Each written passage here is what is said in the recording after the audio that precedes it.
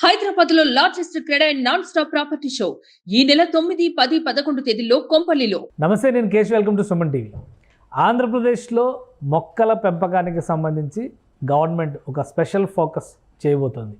దీనికి సంబంధించినటువంటి ప్రత్యేక బాధ్యతని డిప్యూటీ సీఎం పవన్ కళ్యాణ్కి అందజేశారు సీఎం చంద్రబాబు నాయుడు. అసలు మొక్కల పెంపకం ద్వారా జరిగేది ఏంటి, ఎందుకు ఏపీ గవర్నమెంట్ దీనిపైన ఫోకస్ పెట్టాలనేటువంటి నిర్ణయం తీసుకుంది. ఈ అంశంపైన విశ్లేషణ చూద్దాం. మనతో పాటు చంద్ర శ్రీనివాస్ గారు, అనలిస్ట్ ఉన్నారు. చంద్ర శ్రీనివాస్ గారు నమస్కారం. మొక్కల పెంపకం అంటే ప్రతి ఇంట్లో మామూలుగా చేసుకునే మొక్కల పెంపకం అనేటువంటి అభిప్రాయం ఉంటుంది. ఒక సీరియస్ డిస్కషన్లో చంద్రబాబు నాయుడు గారు ఒక బృహత్తరమైనటువంటి బాధ్యత డిప్యూటీ సీఎంకి అప్పగించాలని నిర్ణయించారు. అసలు ఏంటి, దానికి ఎందుకు అంత ప్రాధాన్యం ఇస్తున్నారు? పవన్ కళ్యాణ్ గారికి ఇవ్వడం వెనుక అంటే అటవీ శాఖ మంత్రి అనేది ఒకటైతే ప్రత్యేక బాధ్యతగా దీన్ని తీసుకోవాలనేటువంటి సూచన, ఈ రెండింటిని ఏ విధంగా చూడాలి? డెఫినెట్గా అండి, అంటే ఈ డిజర్వ్ మొదటి నుంచి కూడా ఆయన మొక్కలతో ఎక్కువ ఉంటాడు. ఆయన ఫామ్ హౌస్లో మొక్కలు పెంచడం, ఆవులు, పర్యావరణానికి మొదటి నుంచి ఇంపార్టెన్స్ ఇచ్చే వ్యక్తి. అది ఆ తర్వాత నాగబాబు గారు కూడా మొక్కలంటే ఇష్టం, అదేవిధంగా చిరంజీవి గారు కూడా. ఏంటంటే అల్టిమేట్గా ఏంటంటే చెట్టు చిరంజీవి అయితే భవిత బంగారమే. అంటే చిరంజీవి అంటే చెట్టు బతికితే ఆక్సిజన్ ఇస్తుంది, నీడనిస్తుంది, కూర్చోడానికి కుర్చీ అవుద్ది, పడుకునేటప్పుడు బెడ్ అవుద్ది, చనిపోయినప్పుడు చివరిగా 4 కట్లే. అంటే దాని అంతర్మదనం ఏంటంటే మనకి అన్ని విధాల మొక్క పెరిగి మనకంతా ఇస్తున్నప్పుడు ఆ మొక్కలు మనం కాపాడుకోవాల్సిన బాధ్యత మనకు ఉంది. ఎందుకని ఈ మధ్య చిరంజీవి గారి ప్రతి బర్త్డే కూడా నాకు బొకేలు తేకుండా మొక్కలు పెంచిన ఒక మొక్క నాటని అంటున్నాడు. రేపు ఆగస్టు 22 కూడా అదే చేస్తున్నారు. అది నాగబాబు గారు కూడా చిరు వనం అని చెప్పి కుతుబుల్లాపూర్లో బాగా డంపింగ్ ఏరియాలో కెమికల్ ఫ్యాక్టరీలు ఉండే సమయంలో ఆ చిరు వనం అని ఒకటి డెవలప్ చేశారు. అదేవిధంగా పవన్ గారు మొదటి నుంచి కూడా ఆయన అటవీ శాఖ మంత్రి ఏరికోరి నిన్న మాట్లాడినప్పుడు కోరి తీసుకున్న శాఖ అని చెప్పి కలెక్టర్లతో చెప్పాడు. అంటే దాంట్లో ఏంటంటే ఎక్కువగా చేయొచ్చు, మొక్కని కాపాడితే అది మనం మంచి ఇది ఇస్తుంది కదా 10 మందికి అనేది ఆయన ఆలోచన మొదటి నుంచి. కాబట్టి ఈ మొక్కల పెంపకం, ఈ గ్రీన్ బెల్ట్ డెవలప్మెంట్ మనం తెలంగాణలో చూసాం. గత 10 సంవత్సరాల్లో కేసీఆర్ గారు మొక్కలు తెలంగాణ హరితహారం అని చెప్పని సంతోష్ ఇచ్చేసి. అంతకుముందు చంద్రబాబు నాయుడు గవర్నమెంట్లో కూడా మీరు పచ్చదనం, పరిశుభ్రత ఇవన్నీ ఉండేవి. అదే 2019-24 మధ్యకాలంలో మాత్రం ఈ పచ్చదనం అనేటువంటి అంశం పైన పెద్దగా ఎక్కడ చర్చ జరిగినట్టు కనిపించాలి. ఎక్కడ ఉండే అప్పుడు వేసిన వనాలన్నీ అప్పుడు తవ్వటం కాదండి. ఇప్పుడు ఆయన వస్తున్నాడంటే వస్తున్నారు, చెట్లు కూడా నరికేసారు, పరదాలు కట్టేశారు. మరి ఇంకా పర్యావరణం ఇంకెక్కడ కాపాడుతాం?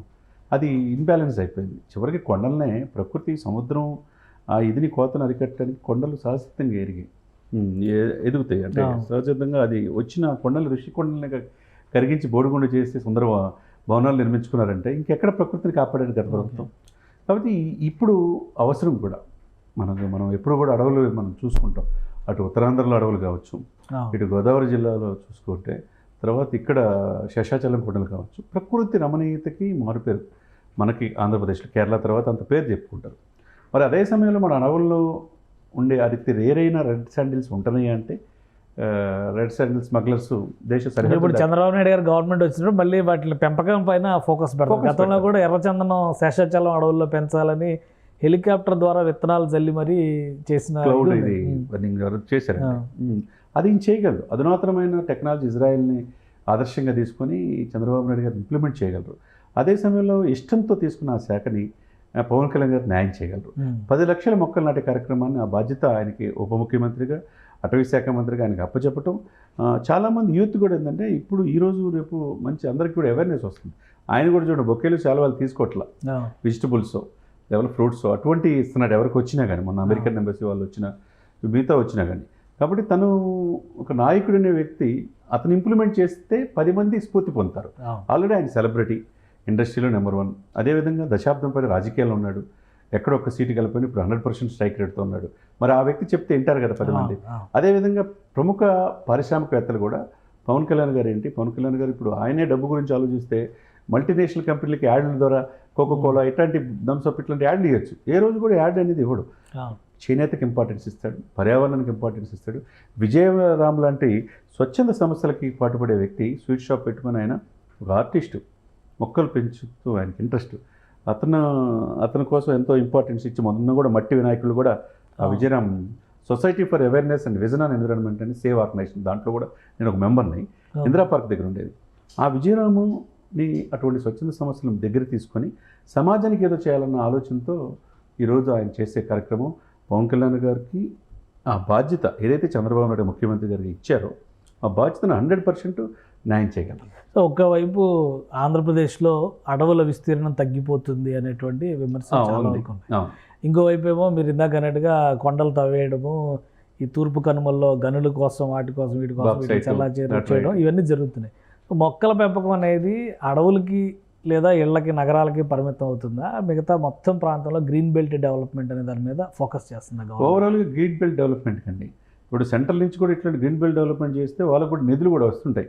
ఇప్పుడు గ్రామీణాభివృద్ధి, అడవులు, పర్యావరణం, సైన్స్ అండ్ టెక్నాలజీ అన్నీ ఈయన పరిధిలో ఉన్నాయి. కాబట్టి ఓవరాల్గా ఒకవైపు ప్రతి ఇంటికి మంచినీరు చేసే ఇదిలో ఉన్నారు.